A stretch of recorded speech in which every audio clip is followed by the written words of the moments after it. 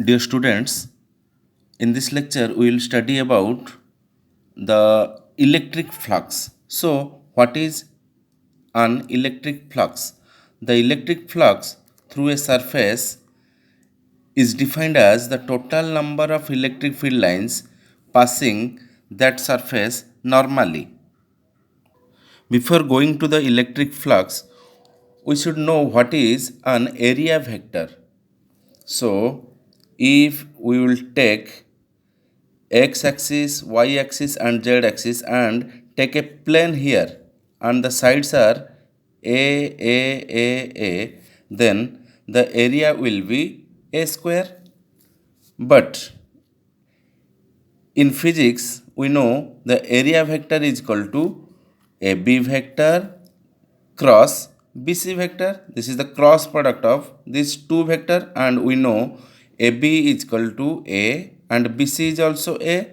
And what is the direction? This direction is always perpendicular to the plane containing this A vector, AB vector and BC vector. So it will be A into sine 90. So it will be A square into K cap, or we can say A square into minus K cap in the both direction. This is the perpendicular direction, and to the opposite side this is also the perpendicular direction. So it will be K cap or minus K cap. So the direction will be always perpendicular to the plane containing A vector and B vector. For another example, if we take another area here and this is the breadth B and this is the length L, then area is equal to length into breadth, and the area vector and the direction is always perpendicular and outside to the surface containing this area. So this the direction will be in this direction and in this direction. So this is the direction of this area vector, and it will be j cap or minus j cap. In both direction it is correct, but the condition is this is for the 2D surface, or we can say it as a open surface. So, how much electric field lines or how much electric flux will be produced, that depends upon the intensity of the electric field. That means more is the electric field lines or the more is the concentration of field lines, more is the intensity and more will be the flux. That means more electric field lines will link to this area. So, electric flux depends upon the intensity of electric field, and it also depends upon the area. If the area is more, then more number of electric field lines will link to that area.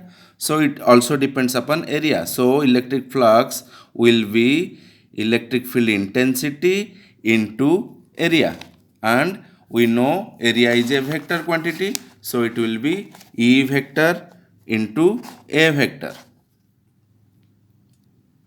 Suppose these are the electric field lines, and if we take an area here, then electric flux linked to this area will be, suppose these are the electric field lines linked to this area, and if we will rotate this area through some angle theta, suppose this is the area A and we will make it rotate with some angle theta, then electric field lines linked to this area will be less, because now this much electric field lines will link to this area.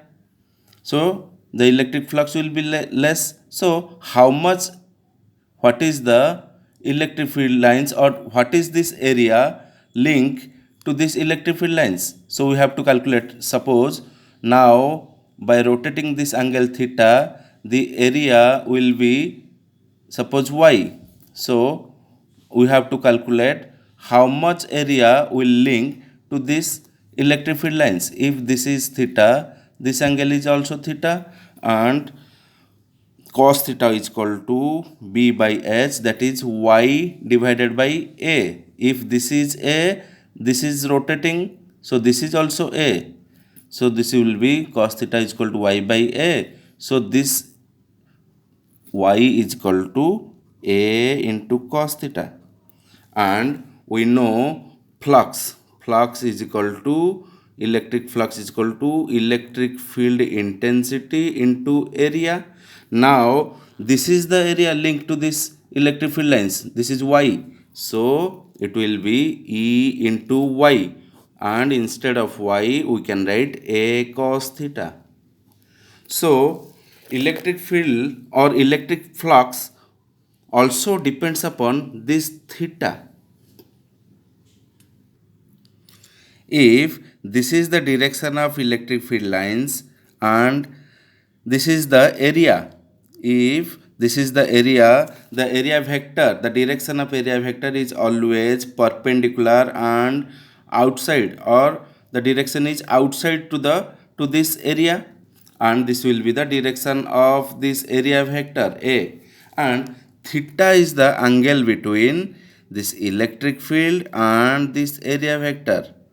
So electric flux, but if this is the electric field and electric field is a vector quantity, this is also this area vector, and we can resolve it into two components, that is this is E cos theta and this is E sin theta, but theta is the angle between this electric field lines and this area vector. So we can write electric flux is equal to E into A. Instead of E we can write E cos theta into A, that is EA cos theta. Here is also, if this is the direction of electric field lines and this is the area vector perpendicular and outside to this surface, and it is always going through the center, because from the center if we draw any lines, this will be perpendicular to this surface, and this is the angle theta. So if this is the angle theta, this will be E cos theta and this will be E sin theta. But since theta is the angle between electric field and area vector, so we can consider this angle only. We cannot consider this component. So electric flux will be E cos theta into area. So it will be EA cos theta. Now let us consider three area here. This is the area, this is one area, and this is an area. So here these are the electric field lines and the area vector is always perpendicular and outside to the surface. So here the electric field lines and this area vector are in same direction, so theta is equal to 0 degree. So electric flux is equal to EA cos theta or cos 0 degree, and instead of this area we can write this is, if this is A, so it will be E into A square, EA square cos 0. Now EA square cos 0. Now here, if this is the area and these are the direction of electric field lines, the area vector is always perpendicular and outside to this surface ABCD. So here these are the direction of electric field lines and this is the area vector, and the angle between them is 90. So the flux will be EA cos 90, that will be 0. Here, suppose another example, if the electric field lines are moving in this direction, making an angle 30 degree with this radius, then calculate electric flux. We know electric flux is equal to EA, that is EA cos theta.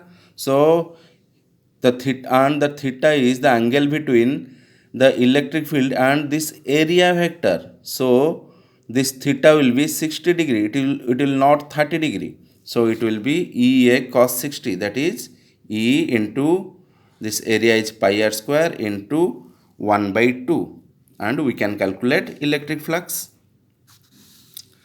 Now take another example.